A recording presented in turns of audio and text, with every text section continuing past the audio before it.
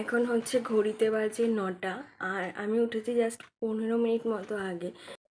মানে আমি রোজই বলি যে সকালবেলাতে একটু তাড়াতাড়ি উঠবো, কিন্তু কিছুতেই আর তাড়াতাড়ি ওঠা হয় না। ভেবেছিলাম আজকেও একটু তাড়াতাড়ি উঠবো, 6টার অ্যালার্ম দিয়ে রেখেছিলাম, কিন্তু অ্যালার্ম বেজেছে বারবার, আমি অ্যালার্মটা বন্ধ করে দিয়ে আবার ঘুমিয়ে পড়েছি।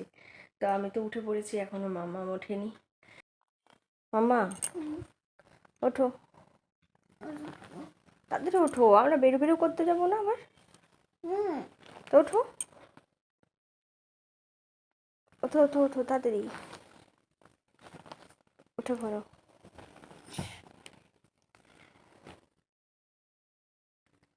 আমি তো জানতাম না।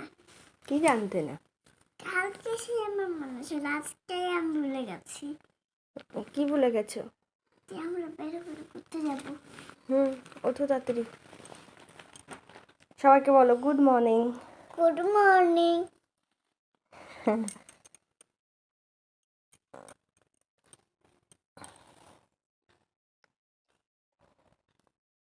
এখন মামাকে তাড়াতাড়ি করে তুলে দিয়ে ও বাইরে মুখ ধুচ্ছে, আর আমি ঝটপট করে বিছানাগুলো তুলে নিচ্ছি। মানে খুবই তাড়াহুড়ো করছি, কারণ আমার যার সঙ্গে যাবার কথা আছে তাদের পুরো গোছানো সব কিছু হয়ে গেছে, কিন্তু আমার উঠতে যেহেতু লেট হয়ে গেছে ওই জন্য আমার অনেকটাই দেরি হয়ে গেল আজকে। এখনও মামামকে খাওয়াবো, তারপর বেরোবো। জুডিও থেকে এখন নেবার মতো সেরকম কিছুই নেই, এখন শুধু নেব আমি হচ্ছে আমার ঘরে পরার জন্য 2টো টি-শার্ট, এছাড়া আর কিছুই নেব না। তো একদমই একটুখানি কাজ, খুবই তাড়াতাড়ি হয়ে যাবে।